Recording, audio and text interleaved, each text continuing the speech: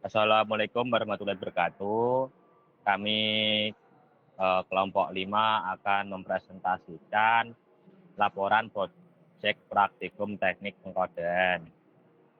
Yang di mana anggota kami adalah Gilang Ramadhani, Rinaldi Cahya Pratama, saya Heri Wahyu Sagiawan, lalu ada Cahya Aji Nugraha dan juga Paden Dava. Presentasi kami ini kami lakukan untuk memenuhi mata kuliah teknik pengkodean dengan dosen pengampu Ibu Nihayatus Saadah SST MT. Berikutnya Mas.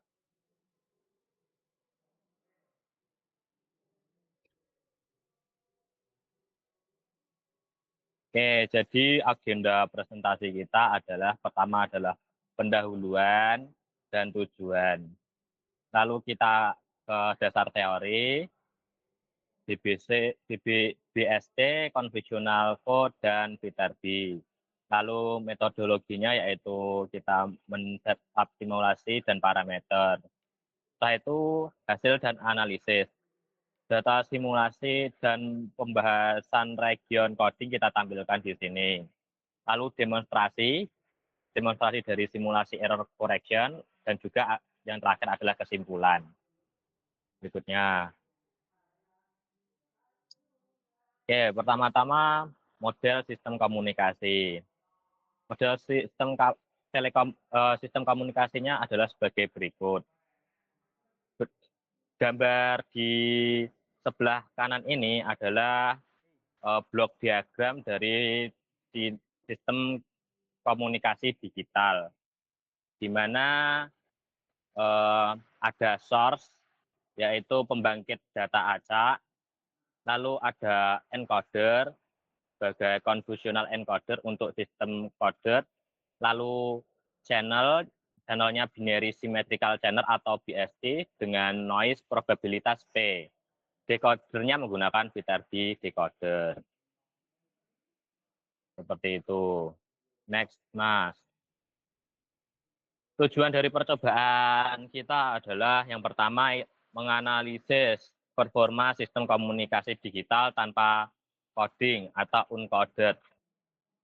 Dan versus kita bandingkan dengan convolutional coding pada BSD. Lalu selain itu kita akan menghitung bit error rate atau BER, lalu coding gain dan improvement factor pada berbagai kondisi noise. Lalu yang terakhir adalah memahami trade-off antara reliability dan bandwidth efisiensi dalam teknik pengkodean channel. Berikutnya Mas, tolong.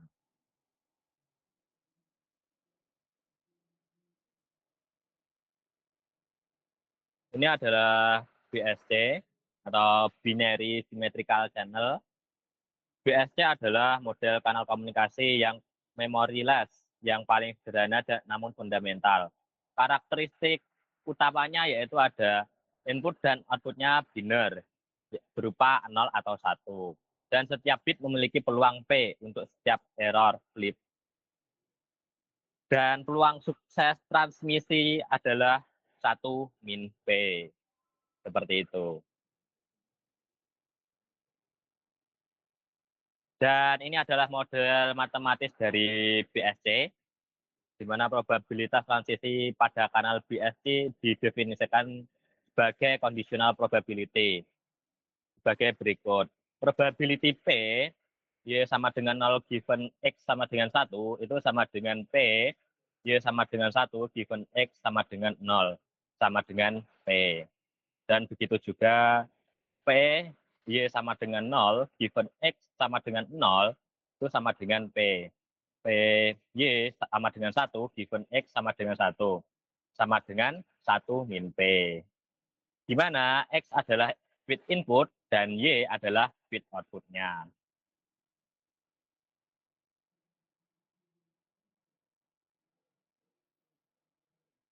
Dan ini adalah convolutional encoder yang akan dijelaskan oleh teman saya, Mas Paden Dava. Baik, saya lanjutkan. Convolution encoder. Berikut gambar dari convolutional encoder. Konvensional kode bekerja dengan memproses aliran bit input melalui shift register, yaitu di mana output bergantung pada bit input saat ini dan bit-bit sebelumnya atau memori dengan menggunakan operasi modulo main 2 atau XOR dan menghasilkan redundansi terstruktur untuk koreksi error. Lanjut, Mas. Parameter kode yang digunakan yaitu parameter coding rate atau R dengan nilai setengah dan dengan keterangan 1 bit input menghasilkan 2 bit output. Untuk parameter constraint lag atau K yaitu dengan nilai 3 dan keterangan encoder memiliki memori 2 state sebelumnya. Untuk parameter generator polinosial dengan nilai 6,7 atau oktal, keterangan pola koneksi XOR dalam kurung 110,11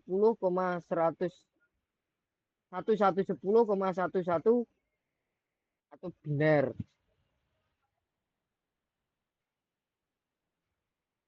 Dan selanjutnya trellis diagram. Trellis diagram adalah referensi encoder dalam domain waktu, yaitu sumbu horizontal waktu atau T dengan sumbu vertikal state yang mungkin 00, 10, 01, 11. Garis transisi mempresentasikan kemungkinan perubahan state berdasarkan bit input atau digunakan oleh decoder untuk mencari jalur termurah atau best path. Lanjut, Mas. Algoritma Viterbi. Gambar berikut adalah diagram algoritma Viterbi. Metode maksimum likelihood sequence estimation atau MLSE, yaitu menghitung branch metrik atau Hamming distance untuk setiap transisi untuk mengakumulasi patch metrik untuk menentukan total error sepanjang jalur. Surviving patch yaitu pada state hanya jalur dengan error terkecil yang disimpan. Simulasi metodologi percobaan. Metodologi percobaan yaitu simulasi dilakukan menggunakan MATLAB Communication Toolbox dengan skenario perbandingan head-to-head antara transmisi langsung atau uncoded dan transmisi tercoded atau konvolusional. Dan software environment MATLAB R2023A atau R2024A. Parameter simulasi, yaitu parameter simulasi dengan jumlah bit depth, probabilitas error atau P 50.000 bits per trial adalah rank logaritmik 0,001 hingga 0,5 atau 12 titik sampel. Jumlah bit data jumlah trial dengan bit per trial 3 kali per titik P atau untuk averaging. Dan decoding mode dengan hard disk atau Hamming distance. Yang terakhir traceback depth dengan 15 atau 5 kali constraint like. Untuk halaman berikutnya dilanjutkan oleh Mas Aji. Oke, baik, terima kasih Mas Randa. Kemudian untuk alur simulasi di sini, untuk yang pertama yaitu generate bit acak.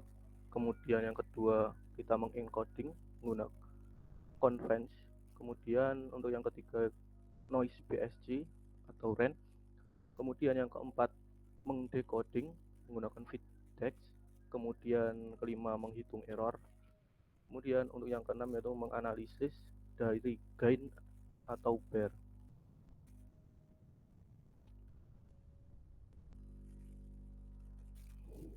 Kemudian untuk implementasi pada MATLAB bisa kita lihat untuk program seperti ini, dan di sini ada beberapa fungsi utama yang digunakan. Yang pertama yaitu poly to trellis. Fungsi ini digunakan untuk membangun struktur trellis berdasarkan polinomial generator.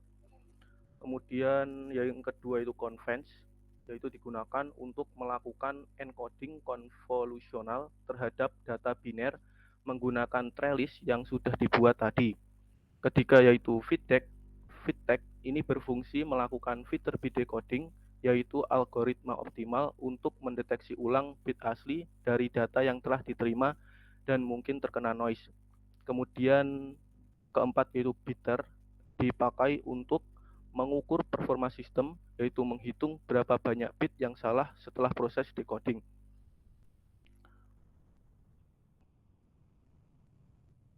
Digunakan untuk mendapatkan nilai bear atau bit error rate. Untuk data hasil simulasi di sini ada tabel bear sebelum dan sesudah coding. Untuk P sama dengan 0,0010 memiliki improvement sebanyak 22,7 kali. Dan untuk P 0,0018 dengan memiliki improvement tertinggi yaitu 135,5 kali dengan penurunan bear yang sangat signifikan. Kemudian untuk yang terburuk ada pada P sama dengan 0,1618 di mana di sini hanya 0,9 kali. Selanjutnya pada region pertama untuk excellent, di sini di saat P kurang dari 0,01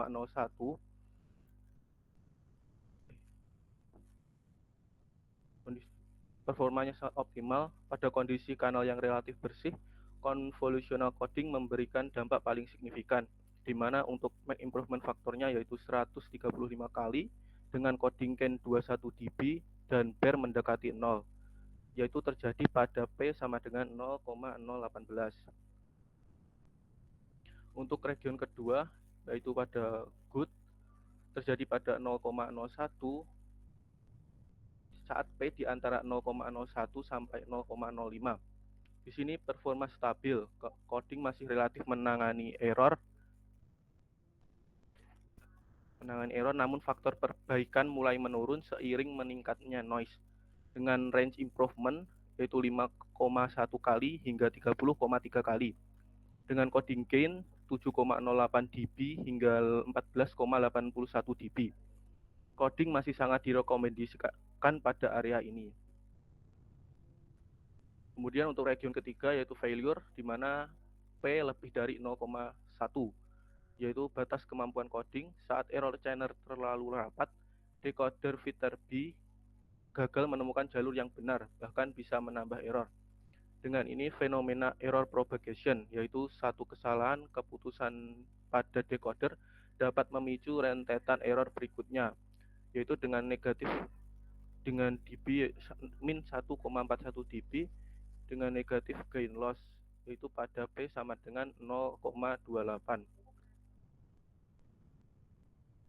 Kemudian untuk slide selanjutnya akan dilanjutkan oleh Mas Gilang Ramadhani. Terima kasih untuk Mas Haji yang telah menerangkan bagian sebelumnya.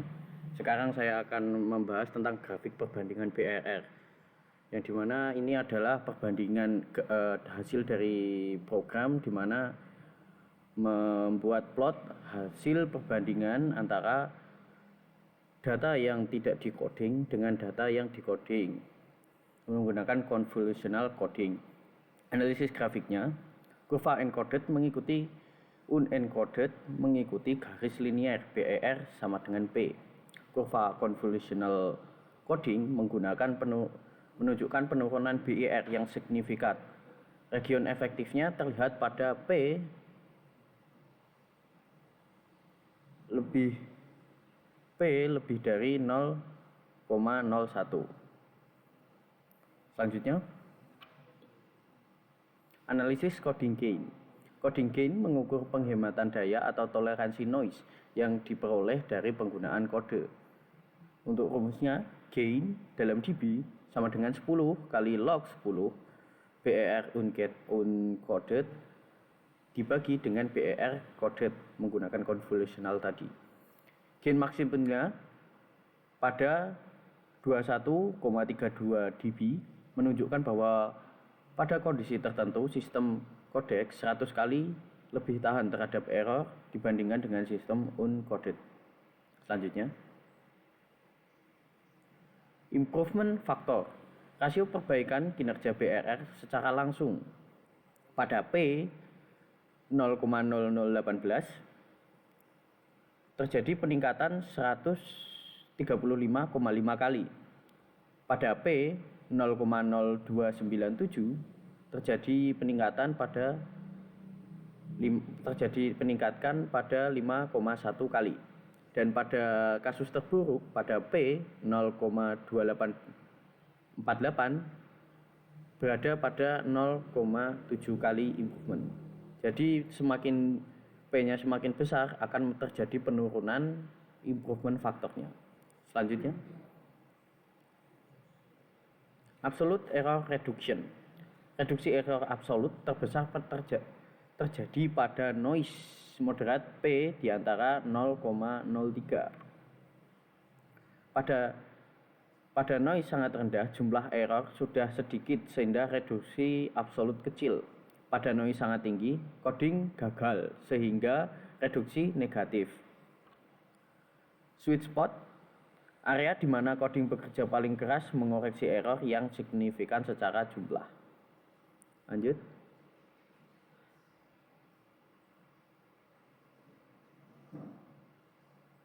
Demonstrasi error injection. Skenario simulasi untuk membuktikan kemampuan koreksi dari program yang kita buat. Data aslinya 8 bit 010 11 0010.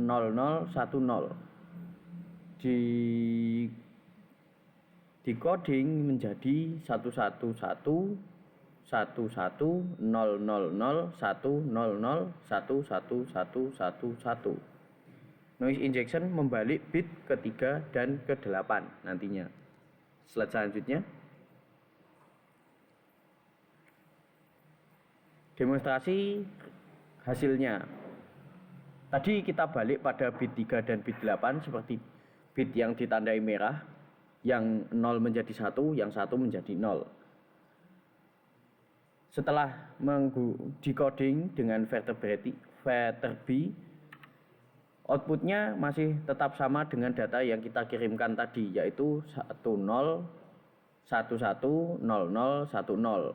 Hasilnya sukses, decoder berhasil mengoreksi kedua bit yang rusak dan mengembalikan data asli dengan sempurna.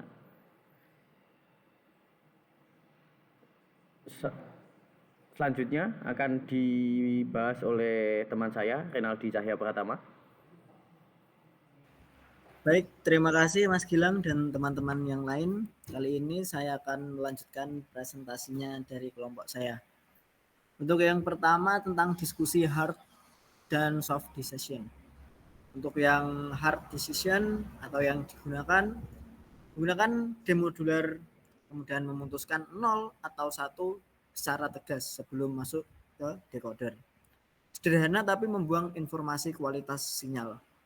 Kemudian untuk soft decision atau teori, demodular memberikan nilai probabilitas misal 0,8, yakin ini dengan angka 1. Kemudian memberikan tambahan gain sekitar 2-3 desibel dibandingkan hard decision. Oke. Selanjutnya Mas. Kemudian untuk aplikasi real, konvolusional coding digunakan secara luas pada sistem yang membutuhkan reliabilitas tinggi, seperti komunikasi satelit, kemudian televisi digital, dan jaringan seluler. Kemudian ada analisis trade-off, ada keuntungan dan ada juga kerugiannya. Kita bahas tentang keuntungan terlebih dahulu. Untuk keuntungannya yang pertama, reliabilitas data sangat tinggi. Kemudian dapat bekerja pada SNR yang rendah atau sinyalnya lemah. Kemudian yang ketiga, latency decodingnya konstan atau Viterbi. Kemudian di sini ada juga kerugiannya. Untuk kerugiannya yang pertama, bandwidth-nya membengkak 2 kali lipat. Untuk rate-nya saya beri setengah. Kemudian untuk kompleksitas hardware decodingnya. Dan yang ketiga, tidak efektif untuk error beruntun atau burst error tanpa interleaving. Jadi kesimpulannya, konvolusional coding memberikan improvement masif hingga 135 kali pada kondisi kanal BSC dengan probabilitas errornya yang rendah atau kurang dari 0,01. Kemudian efektivitas menurun seiring memburuknya kanal dengan titik impas atau break even pada pi 0,09. Kemudian teknik ini sangat cocok untuk aplikasi komunikasi data kritis di mana integritas data lebih prioritas daripada efisiensi bandwidth yang murni. Terima kasih. Ini hasil dari presentasi kelompok saya. Jika ada pertanyaan bisa kalian tanyakan melalui kolom komentar. Kemudian saya mewakili teman-teman saya semuanya. Jika ada kurang lebihnya saya mohon maaf. Terima kasih. Wassalamualaikum warahmatullahi wabarakatuh.